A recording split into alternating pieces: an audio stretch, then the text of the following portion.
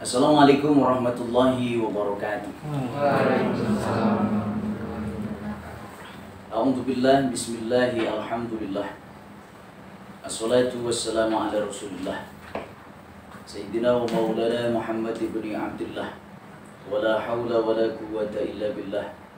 Asyhadu an la ilaha illallah wahdahu la syarikalah. Wa asyhadu anna sayyidina Muhammadan abduhu wa rasuluhu la nabiyya ba'dah. Ya hayyu ya qayyum la ilaha illa anta birahmatika astaghith. Allahumma lakal hamdu wa ilaikal mustaka wa antal musta'an.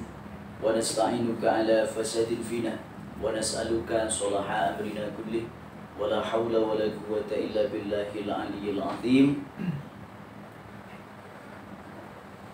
Ya Allah biha ya Allah biha ya Allah bihusnil khatimah. Wa ba'du. Bagi yang saya hormati juga seluruh jemaah, bapak, ibu-ibu, akan teteh rahimakumullah.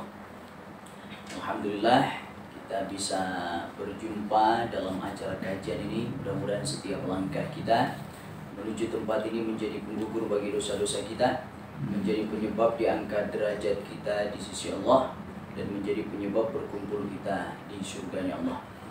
Segala hajat kita, cita-cita kita, harapan kita di waktu istijabah asar hari Jumat, mudah-mudahan Allah kabulkan, baik terucap ataupun tidak. Allah Maha Tahu yang terbaik. Para orang-orang soleh ketika memohon kepada Allah tentang sesuatu yang diinginkan, selalu di ujungnya selalu diakhiri dengan ya Allah, mintalah yang minta yang terbaik menurutmu. Menurut kita baik, belum tentu menurut Allah baik. Ya. Minta kita yang terbaik menurut Allah.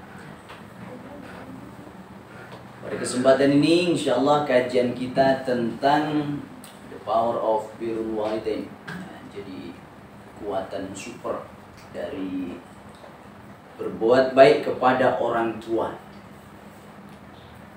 Insyaallah nanti ada masanya sesi ini bagaimana kita dituntut agar jangan sampai menjadi anak yang durhaka. Tapi nanti kita juga akan bahas jangan sampai kita menjadi orang tua yang durhaka. So, ada juga ya. Nah, kita seringkali mengenal istilah anak durhaka, tapi ada juga orang tua durhaka. Kita sekarang ini bahas tentang bagaimana agar kita tidak menjadi anak yang durhaka. Bahwa kedudukan orang tua di hadapan Allah itu, kalau kita lihat misal dalam surah Al-Isra, wa qadara rabbuka alla ta'budu illa iyyahu wa bil walidaini ihsana. Perintah menyembah Allah. Wa qadara rabbuka alla ta'budu illa iyyahu wa bil walidaini ihsana. Perintah menyembah Allah, jangan menyekutukan Allah dengan sesuatu apapun. Lalu wa bil walidaini ihsana, berbuat baik kepada orang tua. Luar biasa. Setelah perintah mentaati Allah, menyembah Allah, lalu digandingkan dengan perintah berbuat baik kepada orang tua. Dalam ayat lain pun wa'budullaha wa la tusyriku bihi syai'a wa bil walidaini ihsana. Nah, senada dengan surah Al-Isra. Sembahlah Allah, jangan sekutukan Allah dengan sesuatu apapun, berbuat baiklah kepada orang tua. Luar biasa. Satu saat Imam Hasan Al-Basri menangis sejadi-jadinya. Ditegur oleh sahabatnya, ya Imam, engkau ini imam kami. Ilmumu begitu luas dan banyak. Ditinggal wafat oleh ibunya. Nah, rupanya menangis karena ditinggal wafat oleh ibunya. Ibunya wafat, menangis. Ditinggal wafat oleh ibunya, kok menangisnya luar biasa macam ini? Tapi tidak sampai menangis yang mencakar-cakar ya. Jadi air mata keluar ketika kita ditinggal wafat oleh orang yang kita cintai, atau ketika kita mengalami kesedihan, itu wajar ya, manusiawi. Air mata mengalir. Baginda Rasul pun ketika ditinggal wafat oleh putranya, jadi baginda Rasul anak laki-lakinya itu selalu wafat ketika masih kecil. Ada satu hikmah dari ulama yang memberikan penjelasan, takutnya nanti kalau anaknya sampai besar dianggap nabi, karena tidak ada nabi lagi setelah Nabi Muhammad SAW. Anak beliau wafat, menangis, ditegur oleh sahabat, ya Rasul, engkau menangis juga? Ya, air mata boleh keluar, hati boleh bersedih, tapi tidak boleh lisan ini mengucapkan sesuatu yang mengundang murka Allah. Dan ada orang yang ketika ditinggal wafat oleh orang yang dicintai itu, wah Allah nggak adil, mengucapkan kata-kata yang tak baik, yang kufur nikmat.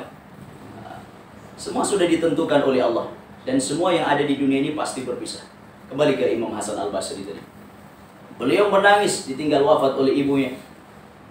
Ya Imam, kenapa kau menangis luar biasa macam ini?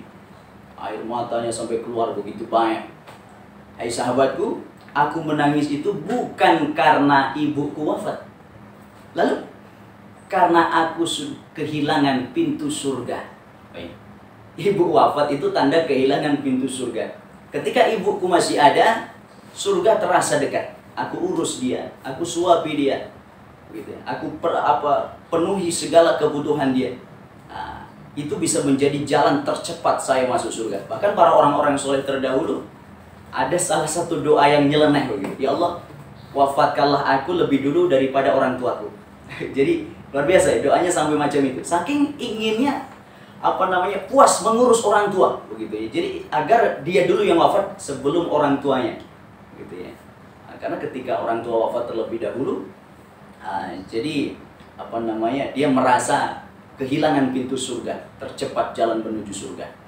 Bahkan dalam kisah di zaman Nabi Musa alaihissalam, Nabi Musa itu terkenal dengan kalimullah, orang yang manusia atau nabi yang bisa bercakap-cakap dengan Allah. Wa kallamallahu Musa taklima, bahwa Nabi Musa itu benar-benar bercakap-cakap dengan Allah. Nabi Musa bertanya kepada malaikat Jibril, ya Jibril, tolong tanyakan kepada Allah, nanti kawanku di surga itu siapa? Lalu malaikat Jibril sampaikan kepada Allah, ya Allah, Musa bertanya dengan pertanyaan macam itu. Lalu kemudian disampaikan lagi kepada Nabi Musa, hai Musa, kawanmu nanti di surga seorang pemuda penjual daging di pojokan pasar. Penasaran? Apa istimewanya dia? Apakah sholatnya begitu banyak? Apa ibadahnya begitu banyak? Sodakohnya begitu banyak? Penasaran Nabi Musa ini, cari-cari. Akhirnya jumpalah dengan seorang pemuda penjual daging ini. Assalamualaikum, waalaikumsalam. Kalau bahasa kita ya, nggak tahu salam Nabi dahulu seperti apa. Begitu bahagianya saya, Nabi Musa mau berkunjung ke tempat saya. Ada apakah kiranya, wahai Nabi Allah? Enggak, saya cuma penasaran saja apa yang Anda perbuat gitu. Kemudian kita ngobrol lamanya di rumah saya saja ya. Sebentar lagi saya akan tutup toko saya ini untuk tempat dagang beliau itu daging. Akhirnya sebelum ditutup, pemuda ini menyiapkan daging untuk dia bawa pulang.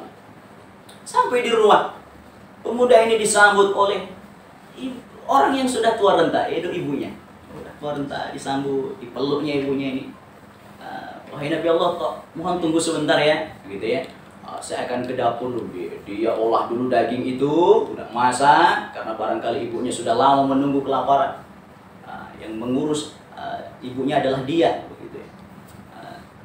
Sampai masanya disuapilah ibunya. Ketika ibunya disuapi, apa yang terlontar dari mulut sang ibu? Allahumma ja'al ibni jalisa Musa fil jannah. Ya Allah, jadikanlah anakku ini temannya Nabi Musa di surga. Jadi rumahnya di surga itu satu komplek dengan Nabi Musa. Kan luar biasa di surga itu, kita itu kelas-kelasan, ada kelas VVIP gitu ya. Kelas ekonomi barangkali. Jadi berdasarkan kualitas amalnya. Ada yang satu komplek dengan para nabi, dengan para syuhada, bergantung amalan-amalannya. Tapi semiskin-miskinnya manusia di surga, ya orang kalau dibandingkan itu adalah orang terkaya di dunia. Orang paling miskin di surga itu orang seperti orang yang terkaya di dunia. Siapa orang terkaya di dunia? Nabi Sulaiman. Dan 10 kalinya Nabi Sulaiman, gitu ya. Jadi orang termiskin di surga itu adalah 10 kalinya Nabi Sulaiman. Kalau Nabi Sulaiman sudah sangat kaya raya, 10 kali lipat itu orang termiskin. Bagaimana orang terkaya? Dan itu abadi selama-lamanya. Kita hidup di dunia yang dalam keadaan miskin saja betah ya di dunia ya. Apalagi di surga, segala yang serba ada. Jadi orang yang serba kecukupan abadi selama-lamanya. Kembali ke awal, luar biasa. Begitu besar hikmah berbuat baik kepada orang tua. Termasuk ada di zaman Rasul itu seseorang yang terkenal di langit tapi tak terkenal di bumi. Ada yang tahu namanya? Uwais Al-Qarni. Uwais Al-Qarni itu terkenal di langit tapi tidak terkenal di bumi. Hidup sejaman dengan Rasul tapi tidak disebut sebagai sahabat. Apa pengertian sahabat? Orang yang sezaman dengan Rasul, dia beriman kepada Rasul dan berjumpa dengan Rasul, itu disebut sahabat. Tapi Uwais Al-Qarni ini nggak masuk satu kriteria yang nggak masuk. Dia sezaman dengan Rasul, dia beriman pada Rasul, tapi nggak berjumpa dengan Rasul. Kenapa? Saking sibuknya ngurus ibunya. Saking sibuknya bayangkan, kira-kira di hadapan Allah kedudukan ibu Uwais Al-Qarni dengan Rasulullah itu tinggian mana? Tinggian mana kira-kira Bapak Ibu sekalian? Akan teteh. Tinggian mana? Kedudukan Rasulullah dengan ibu Uwais Al-Qarni tinggian mana? Tinggian, jelas tinggian Rasul. Tinggian Rasulullah. Tapi demi mengurus ibunya, menyebabkan Uwais Al-Qarni tidak sempat untuk berjumpa dengan Rasul. Gitu. Sampai pernah satu saat saking inginnya berjumpa dengan Rasul pun, barangkali sudah skenario Allah ya, pernah menggendong ibunya dari Yaman untuk naik haji ke Mekah Madinah, itu digendong ibunya luar biasa. Qadarullah nggak jumpa dengan Rasul, begitu ya. Luar biasa perjuangan Uwais Al-Qarni, tapi nggak bisa berjumpa dengan Rasul. Sampai satu saat baginda Rasul itu berkata kepada Sayyidina Umar, ya Umar, kalau kau satu saat pergi ke Madinah, gitu ya, jumpailah di sana ada seseorang yang bernama Uwais Al-Qarni. Nah, satu saat Uwais Al-Qarni ini pergi ke Madinah dan minta didoakan olehnya. Doanya begitu manjur, kaget Sayyidina Umar ini. Apa sih istimewanya dia? Apa istimewanya dia? Sehingga baginda Rasul pun berpesan kepada Sayyidina Umar untuk minta didoakan oleh Uwais Al-Qarni. Sayyidina Umar agar didoakan oleh Uwais Al-Qarni. Begitu ditelusuri, ternyata Uwais Al-Qarni ini adalah seseorang yang begitu sayang kepada ibunya, begitu taat kepada ibunya, hingga muncul karomahnya, sehingga doanya itu menjadi makbul, menjadi wali Allah. Itu orang yang sangat dikasihi oleh Allah. Jamaah sekalian, rahimakumullah, tentang orang tua ini luar biasa. Cinta orang tua kepada anaknya.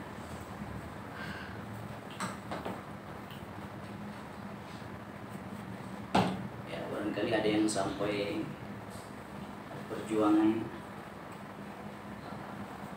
Nggak keluar suaranya. Remote-nya itu ada ini.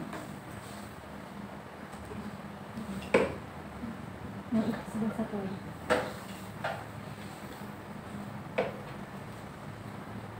udah keluar.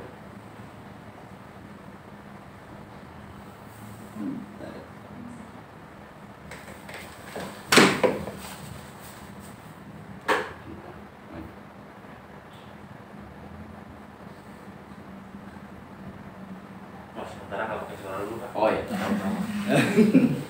Jadi cari-cari lagi. Oh iya. Baik, kita lanjutkan dulu. Baik. Ya, sampai orang tua rela bekerja keras untuk anaknya. Satu orang tua barangkali bisa menghidupi 10 anaknya, tapi 10 anak belum tentu mampu mengurus satu orang tuanya. Bahkan ada anak yang durhaka luar biasa. Sejak kecil dia diurus oleh orang tuanya. Begitu dia besar, sukses, dia tega menitipkan ibunya ke panti jompo. Itu anak durhaka. Itu cinta mereka pada kita.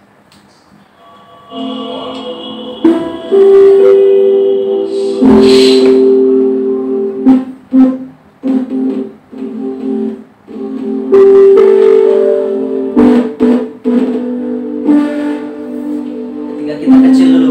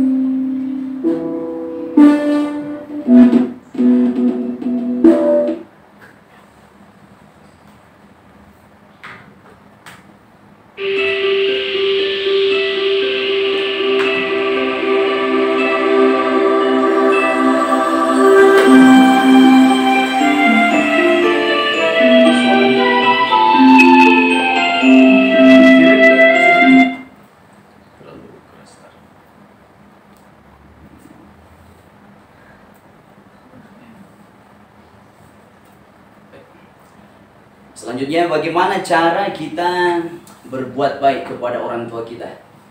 Yang pertama, menghormatinya tentunya. Jangan sampai kalau bisa suara kita jangan sampai melebihi kerasnya suara orang tua kita.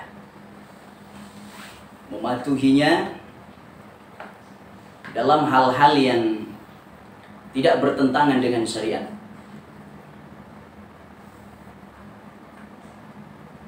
Bahkan luar biasa, kalau seorang laki-laki, ranking pertama yang harus dihormati adalah ibunya.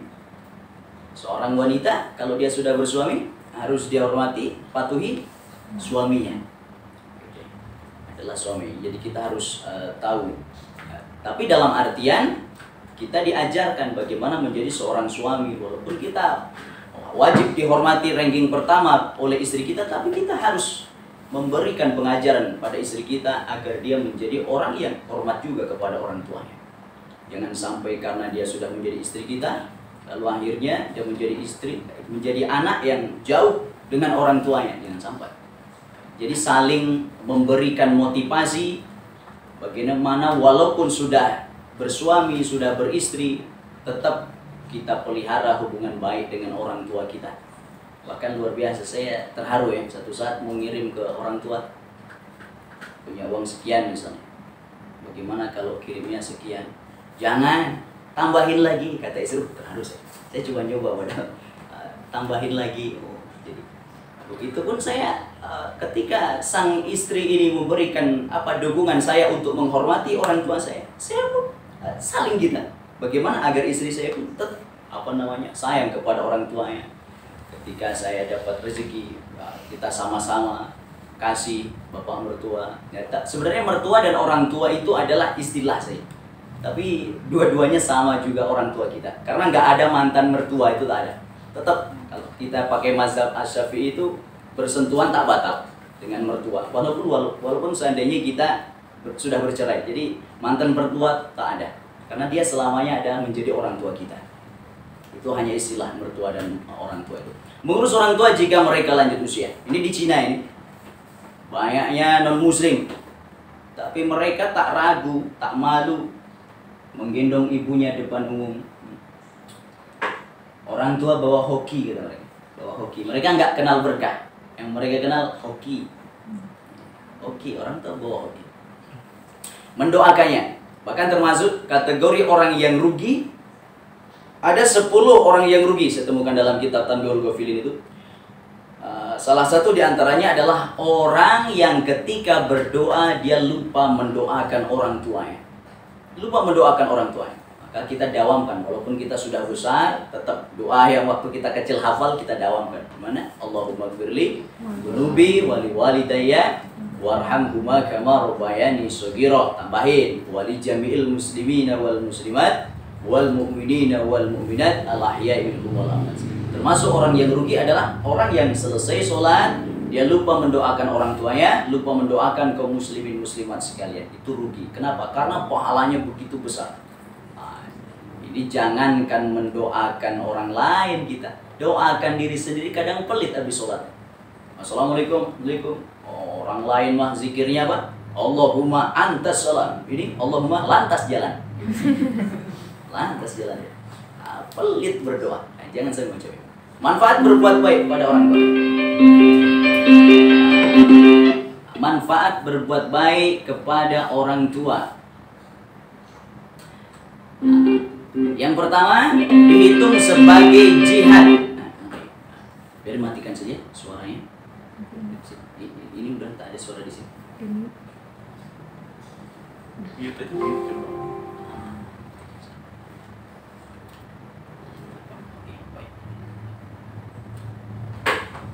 Yang pertama, seperti jihad fisabilillah. Ada seorang pemuda datang kepada Rasul. Ya Rasul, saya ingin jihad. Ingin berjuang di medan perang. Membela agama. Ditanya, apakah kamu masih punya ibu dan bapak? Iya, ibu dan bapak saya tua renta, butuh pertolongan saya. Jihadmu di rumah, urus bapak dan ibu. Nggak perlu ikut jihad. Berbiasa. Pahalanya sama dengan jihad fisabilillah. Jadi jangan sampai kita salah penempatan. Bahkan guru saya pernah mengisahkan ada seseorang berangkat dia mau menyebarkan agama. Kan itu kan sesuatu yang bagus ya. Dan mengajak orang untuk mau memeluk Islam. Mengajarkan agama kepada orang itu bagus. Tapi dia meninggalkan orang tua yang tua renta di rumah. Orang tuanya tidak mengizinkan. Dia berangkat saja. Karena dia beragamanya mengikuti hawa nafsu. Selalu ada ya. Banyak orang yang beragama itu karena barangkali kurang ilmu, nafsunya didahulukan. Orang semangat, dia berangkat aja, tanpa doa restu ibunya. Kemudian di tengah perjalanan, ketika dia beristirahat di masjid, ada suara dari luar, maling, maling. Terlihat oleh masyarakat, malingnya itu masuknya ke masjid. Terlihat oleh masyarakat, malingnya masuk ke masjid. Itu dilihat di masjid, ternyata orang itu ada di masjid. Padahal bukan dia pelakunya, cuma karena kelihatannya masuk ke masjid, barangkali itu adalah ya malaikat barangkali ya, yang menghukum orang ini karena dia tidak taat kepada orang tuanya. Lalu kemudian ditangkap, karena pengadilan di zaman itu ketika ada orang yang mencuri adalah dipotong tangannya, diarak dia, dipotong tangannya. Diarak. Inilah hukuman bagi orang yang mencuri. Tangannya dipotong. Atas kuasa Allah, tangan itu bisa berbicara. Bohong. Demi Allah, orang ini tidak mencuri. Tapi ini adalah akibat dia tidak patuh kepada orang tuanya. Jadi dosa tidak patuh kepada orang tua atau durhaka pada orang tua itu siksaannya nggak nunggu nanti di akhirat. Ada saja. Ada saja apesnya begitu ya. Bagikan jihad fisabilillah, manfaat berbuat baik pada orang tua. Lalu yang kedua, ridha Allah. Ridha Allah fi ridhal walidain wa sukhtullah fi sukhtil walidain. Keridhaan Allah ada pada keridhaan kedua orang tua, kemurkaan Allah pun ada pada kemurkaan kedua orang tua. Bahkan satu saat ada seorang anak muda meminta kepada seorang syekh, doakan saya. Lalu sang syekh ini bertanya, kamu masih punya bapak dan ibu? Masih, saya. Oh, doa bapak ibumu lebih manjur daripada doa saya. Biasa, sampai begitu. Kadang kita sering kali lupa. Bahkan ada seorang pelajar Dia adalah bahasa Inggrisnya jago luar biasa. Kalau ikut Olimpiade bahasa Inggris pasti menang. Dari 9 kali pertandingan, 8 kali menang. 8 kali menang. Ternyata pada pertandingan yang ke-9 dia sudah pasti juara, karena memang lawannya tidak sejago lawan-lawannya yang 8 kali dia ikuti. Ini lawannya sangat ilmunya dia anggap itu ilmunya kecil lah. Karena saking sombongnya begitu, dia berangkat tanpa minta izin pada orang tuanya, tanpa minta doa restu. Berangkat sih. Ternyata kalah dia ketika menyampaikan tentang apa yang dilombakan itu, ngeblank dia, habis semua apa yang ada di otaknya itu. Hati-hati ketika kita tidak mendapat kemurkaan Allah, akan dapat kita rasakan ketika kita juga mendapatkan murka dari orang tua kita. Kemudian yang ketiga, dimudahkan jalan ke surga. Rogima anfu, 3 kali Rasul menyebut. Celaka orang, atau bahasa lainnya bisa disebut rugilah, rugi orang, 3 kali Rasul menyebut. Siapa ya Rasul orang yang rugi, orang yang celaka itu? Orang yang mendapati kedua orang tuanya masih ada, atau salah satunya masih ada, tapi tidak bisa menyebabkan dia masuk surga. Sebab berbuat baik pada orang tua bisa menjadi jalan masuk surganya Allah. Lalu yang keempat, hikmahnya, anak-anak kita juga akan berbakti kepada kita. Ketika kita sekarang menjadi anak, kita berbakti, kita berbuat baik pada orang tua kita. Nanti satu saat kita jadi ayah, jadi ibu, Allah akan beri balasan kita. Dengan cara, salah satunya adalah anak-anak kita pun akan berbakti pada kita. Tapi ketika kita menjadi anak yang durhaka, jangan heran, satu saat ketika kita punya anak, akan ada anak kita yang durhaka lagi kepada kita. Hukumannya cash, nggak tunggu nanti di akhirat. Lalu yang kelima, kehidupan menjadi lebih baik. Bersyukurlah, berterima kasihlah kepadaku dan kepada orang tuamu. Niscaya aku akan menjagamu dari berbagai macam bencana, memanjangkan usiamu, menghidupkanmu dengan kehidupan yang baik, dan membalikan keadaanmu kepada yang lebih baik dari sebelumnya. Kemudian ada bahaya melawan orang tua. Yang pertama, termasuk ke dalam dosa besar. Kita tahu bahwa menempati urutan pertama dosa besar adalah menyekutukan Allah. Lalu dosa besar yang kedua, durhaka kepada orang tua. Janganlah kamu membenci ayah dan ibumu, maka siapa yang membenci kedua orang tuanya, ia telah berdosa, bahkan bisa menjadi kafir.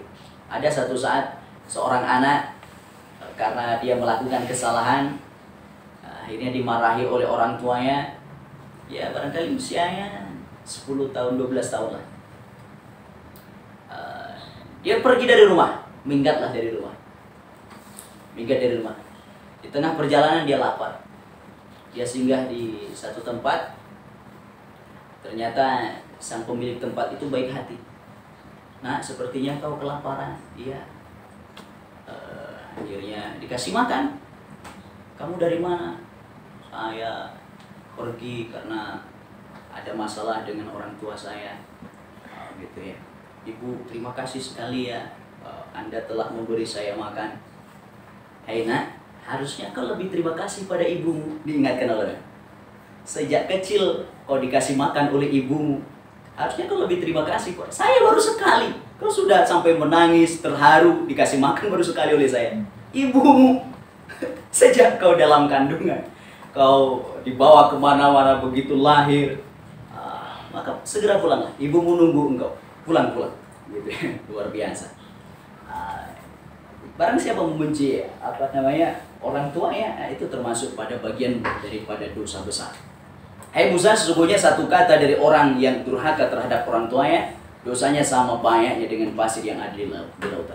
Memarahi orang tua sama dengan memarahi Allah Yang ketiga, siksa balasannya akan dipercepat. Gak usah nunggu nanti. Kita persingkat saja. Dan tidak akan masuk surga.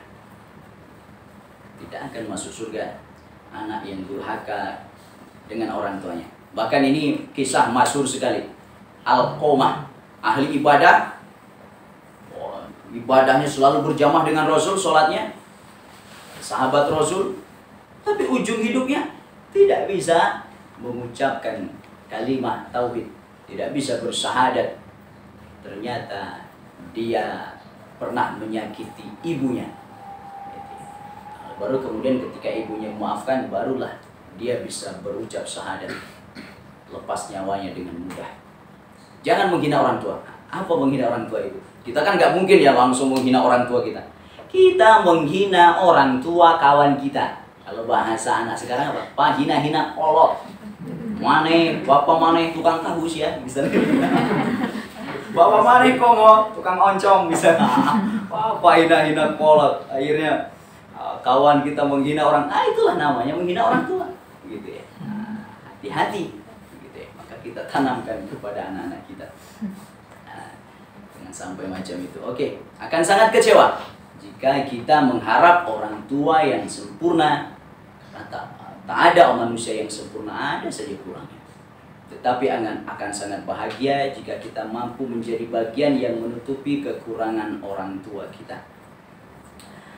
Kadang sesuatu itu akan sangat kita perlukan ketika dia sudah tak ada.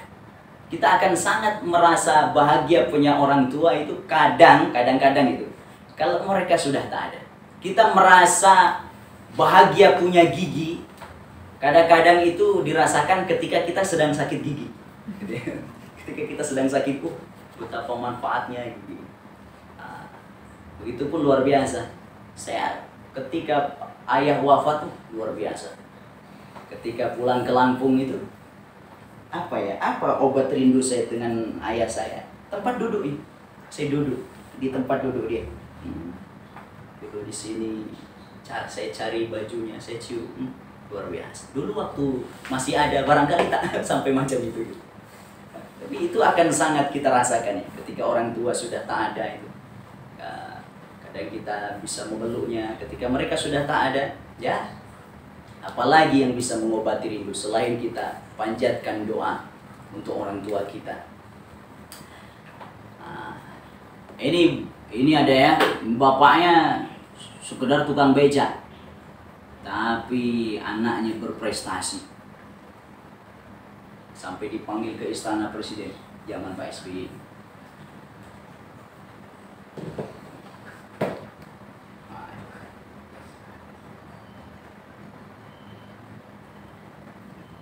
Ini Uwais Al-Qarni masa kini barangkali. Jangan malu ya kita ngurus orang tua kita. Itu pahalanya begitu besar.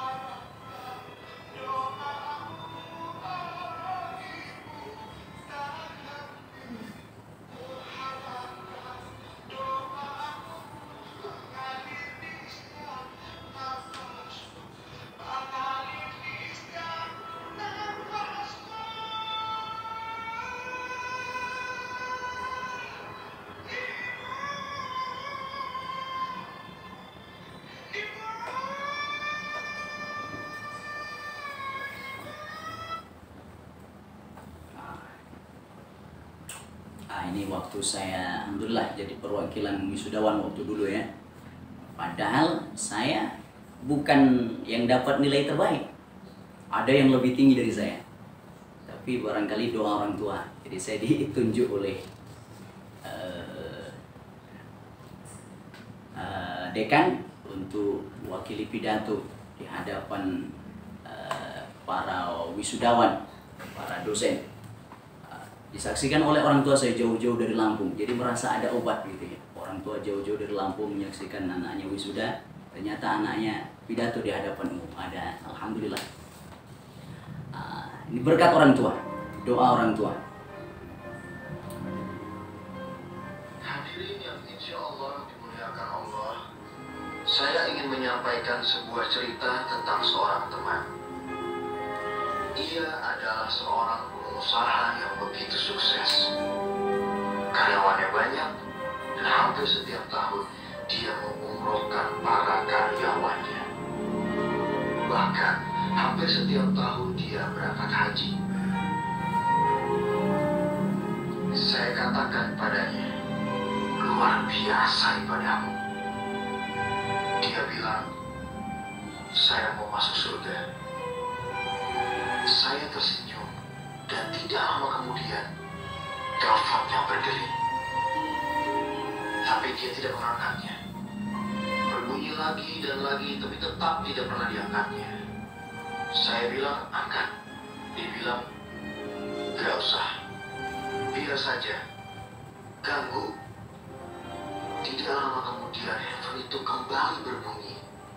Lalu saya mengatakan, tidak apa-apa, lebih baik diangkat. Nanti saja saya urus, bisa saya telepon balik kok. Begitu penasarannya saya. Lalu saya ambil handphone itu, ternyata di layarnya tertulis, ibunya yang menelpon. Saya sodorkan handphone ini kepada dia. Saya bilang, angkat. Maka dengan sangat terpaksa dia mengambil handphone itu, lalu dia mengangkatnya. Dan dia bilang, ada apa, Bu? Ibunya mengatakan, nah, Ibu rindu sama kamu. Ibu kangen. Datang ke rumah sebentar saja. Ibu mau bertemu kamu. Ibu melihat wajah kamu. Teman saya menjawab, Bu, saya ini banyak urusan. Saya sibuk. Saya banyak pekerjaan. Kapan-kapan lah saya datang ke rumah. Sekali-sekali teman ingat makanan. Teman saya berkata, iya nanti saja lah, Bu. Lalu dia mematikan handphone itu. Ketika saya sampai di rumah, malam tiba dan saya dikagetkan oleh sebuah telepon yang ternyata adalah dari teman saya yang bertemu tadi sore. Dia bicara dengan nada yang begitu keras dan pilu sampai saya tidak bisa mendengar dia bicara apa. Dan saya tanya, ada apa? Ibu saya meninggal dunia. Para hadirin yang insya Allah dimuliakan Allah, kita selalu mencari surga-surga yang jauh. Pergi haji berkali-kali, memberi makan anak yatim begitu banyak, amal begitu murah hati, puasa Senin Kamis setiap minggu, tapi kita lupa surga kita yang begitu dekat, begitu mudah kita dapatkan, kita lupakan. Surga tersebut ada di rumah kita. Surga yang paling mudah dan paling cepat kita dapatkan adalah orang tua kita.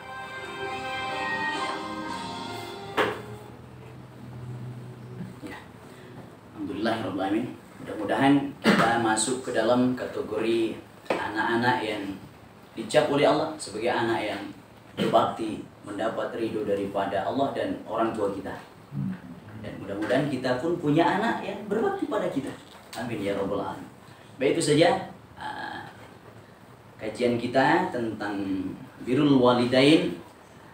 Silakan barangkali ada pertanyaan, saya persilakan.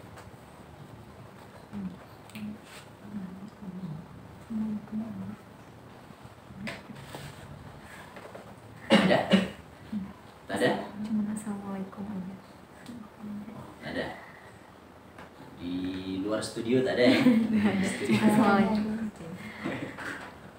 Oh iya, silakan Teteh. Tapi di luar tema. Oh, boleh. Mau nanya, gimana hukumnya kalau orang yang berjualan online tapi menggunakan produk hasil orang lain itu kayak niatnya tuh nyomot gitu, itu apa termasuk mencuri atau enggak Pak? Apa ya, kan kalau di dunia internet itu ada kalanya foto-foto yang memang sudah bebas bisa dimanfaatkan, ada yang memang kita harus izin. Lihat dulu itu termasuk foto yang bebas gitu ya, atau foto yang memang kita harus izin dulu gitu ya. Kalau memang foto yang memang bebas gitu, siapapun bisa mengambil manfaat dari foto itu ya tidak mengapa. Tapi kalau harus izin dulu, ternyata kita tidak izin gitu ya itu termasuk hal yang tak baik begitu. Apalagi kalau kaitannya dengan dunia jual beli begitu ya, kita comot foto orang dan itu tidak ada izin dan lain sebagainya, barangkali ya kurang baik lah. Ya, kita lihat aja dulu itu termasuk kategori yang harus izin atau tidak. Ya. Ada lagi? Ya, silakan.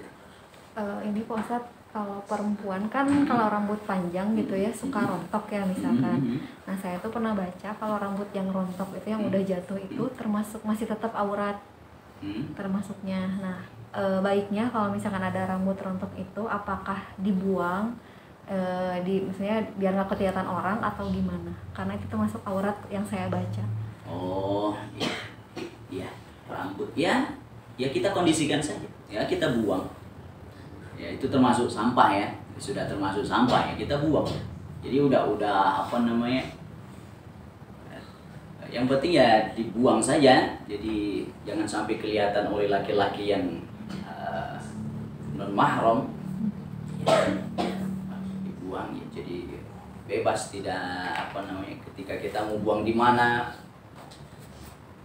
jadi tidak ada apa namanya, barangkali ini sebab ada kaitannya ya dengan orang yang haid, orang yang masih punya nifas, dimana bolehkah dia mandi keramas, bolehkah memotong kuku, itu tidak ada masalah sih. Cuma afdol, kalau berbicara afdol, ya, berbicara afdol itu memang sesuatu yang kita buang itu ketika kita berhadas besar, kita sudah kena mandi begitu ya.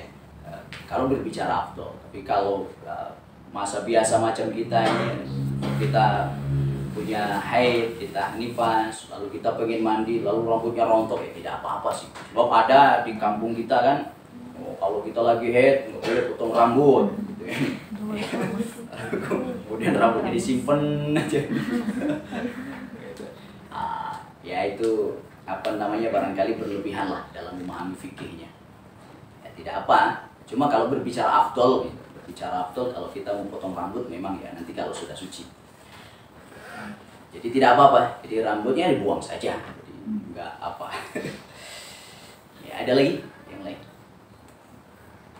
Ya silakan Bapak.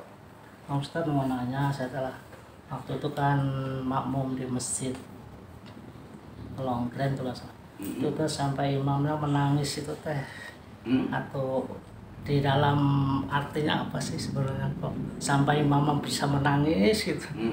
Karena apa itu makna dari suratnya? Ayat luar biasa. Afdal memang ketika kita mendekat dengan Allah itu, kita bisa menangis. Jadi ada mata yang tidak akan tersentuh oleh api neraka. Mata yang menangis karena ingat dosa-dosa, mata yang berjaga-jaga. Kalau kita peperangan ya, misalkan ada yang berjaga-jaga dari musuh Allah gitu, itu termasuk dalam mata yang tidak akan tersentuh oleh api neraka. Ya, kalau kita sholat, baca ayat yang kaitannya dengan neraka, menangis. Barangkali dia meresapi. Begitupun kita kalau kita sedang sholat, kalau kita tahu makna apa yang kita baca, bisa jadi menangis. Bahkan ada di YouTube itu anak kecil hafiz Quran, bagus suaranya, orang Afrika, luar biasa, suaranya merdu sekali sampai menangis dia, air matanya itu. Barangkali dia paham maknanya itu, atau barangkali ayat yang dia baca menyentuh hati. Jadi ketika kita hidup dekat dengan agama itu adem ya. Makanya ada istilah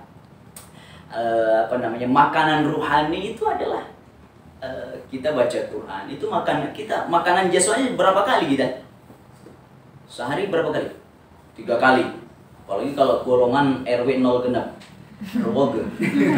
Itu bisa 5 kali, 6 kali. Itu jasmani. Rohani kita seringkali kelaparan. Makanya ketika mendengar ayat Allah, dia nggak tersentuh, nggak mudah menangis. Nah, Sayyidina Abu Bakar itu termasuk orang yang itu. Ketika ada ayat Allah dibacakan, ketika ada peringatan, mudah menangis, begitu ya. Karena sangat lembut hatinya. Nah, begitupun Sayyidina Umar memang belum tegas. Bahkan yang pertama kali membuat Sayyidina Umar itu masuk Islam ya karena bacaan Al-Quran, begitu yang dibaca oleh adiknya. Bacaan Al-Quran yang menyentuh hatinya. Jadi sesuatu yang menyentuh hati. Nah, jangan sampai seperti yang viral sekarang ini, menangis gara-gara siapa itu? Kumara atau apa itu? Apa? Yang viral itu Kumara atau apa itu di film Naruto itu? Mati. Awal ada itu saya lihat awal itu sesenggukan suaminya. Oh, nangis lagi nonton ini. Nangis. Wah, datang istrinya. Kenapa? Naruto katanya kekuatannya hilang begitu, akhirnya nggak punya kekuatan lagi karena mati begitu ya. Dia nangis. Kok dengan masalah yang macam itu dia bisa menangis? Lalu hal-hal yang berkaitan dengan agama kok susah membuat dia menang? Ada yang salah berarti? Ada yang salah pada keimanannya gitu. Wow, nonton Korea. Wow, tapi ketika dia dibacakan kisah baginda Rasul, perjuangan Rasul, santai saja, nggak tersentuh. Ada yang salah pada imannya. Ada yang salah pada imannya. Bagus ketika kita sholat bisa sambil menangis, meresapi. Tapi bukan dibuat-buat ya, kata memang alami begitu ya. Memang alami. Gitu ya. Ya barangkali sangat meresapi orang. Ya tidak apa-apa. Asal jangan ketelan aja air matanya. Sholat air mata ketelan batal lah. Sholat air mata ketelan. Begitu ya. Nah, itu sih. Bagus berarti bisa meresapi dalam ibadah. Allah alam bisa. Ada lagi? Oh iya silakan. Oh, makin. Iya silakan. Yang belakang. Ini kan saudara Pak Ustaz. Saudara teh istilahnya marahin ibu gitu. Oh gitu. Nah, udah dibilangin sama lisan, boleh pakai kekerasan kalau udah nggak bisa pakai lisan gitu. Marahin sampai bilang mati aja di situ gitu. Bagaimana? Ke ibunya itu? Iya. Astagfirullah. Nggak akan berkah hidupnya orang yang berani dengan orang tuanya. Ya kita doakan saja. Yang penting kita dekati dia atau kita dari hati ke hati. Apa masalahnya dia sampai berani dengan orang tua?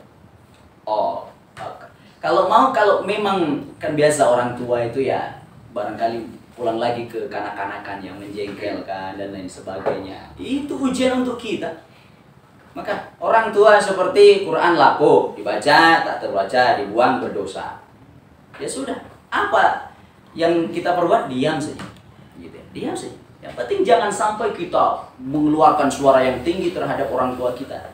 Ya gitu. Ya biarkan saja. Gitu ya. Ada orang tua barangkali dia sudah pikun ya. Dia sudah pikun. Ya udah dibelikan pakaian bagus tapi dia pakainya yang jelek-jelek. Dia keliling, ini anak saya belikan pakaian yang jelek. Padahal pakaian yang bagus ada. Wah, itu kan menguji iman. Kita harus sabar sebagai anak, begitu ya. Kita harus sabar sebagai barangkali kita waktu kecil pun menjengkelkan, begitu ya. Kita menjengkelkan waktu kecil dulu diurus oleh orang tua. Nah, sekarang orang tua kita barangkali sudah pikun, harus sabar kita, gitu ya. Harus sabar. Jadikan itu jalan jihad kita. Urus dia dengan baik. Diam saja. Jangan keluarkan kata-kata yang kasar atau kata-kata yang tinggi. Lalu bagaimana kalau kita punya teman yang sampai berani? Ya sudah. Kalau susah dengan ucapan, dengan kata-kata yang lembut, ya doakanlah begitu ya. Doakan. Mudah-mudahan dapat hidayah dia. Barangkali dia belum paham, gitu ya, bahwa itu begitu dosa besar ya. Kalau sampai durhaka pada orang tua. Dan dia tak paham hikmahnya ketika kita mampu mengurus orang tua kita. hikmahnya begitu besar. Ada lagi yang lain? Ya, Akang tadi. Udah jam 5 tuh nggak apa-apa. Oh, tahu. Ya, silakan. Kalau misalkan Pak, orang tua Iya. memberi makan, memberi minum, terus memfasilitasi anaknya dari hasil uang berhutang yang ada ribanya, itu gimana? Iya, haram. Sesuatu yang berasal dari yang haram, ya haram. Oke, riba dari mana misalnya? Pinjam. Misalkan berhutang dari bank. Misalkan. Oh, kalau bank ya, berbicara dengan bank itu ikhtilaf. Kalau dari bank. Kalau dari rentenir mutlak haram. Saya lagi-lagi ya. Ini kajian saya sudah melalui tahap. Saya ikut kajian bersama guru saya. Memang ada orang yang sampai ada ulama mengatakan bank itu mutlak haram. Jadi kalau mutlak haram kita nggak boleh pakai duit kertas. Ada tulisannya BI Bank Indonesia. Haram kita nggak boleh. Nah itu maka ada orang yang memang memahami agama ini tekstual, ada yang kontekstual. Tapi memang berbeda pendapat antar ulama ini berbicara tentang bank. Lalu kalau karena terpaksa dia harus utang di bank, begitu ya, harus utang di bank terpaksa, ya usahakan banknya pun bank Islam, bank syariah, begitu ya, bank syariah, gitu, begitu, bank syariah. Tapi kalau dia susah cari bank syariah, adanya bank konvensional, ya sudah, kepada hukum darurat saja, gitu ya, kepada hukum darurat. Tapi kalau dia pinjamnya ke rentenir itu mutlak haram. Rentenir itu mutlak haram. Gitu saja. Begitu.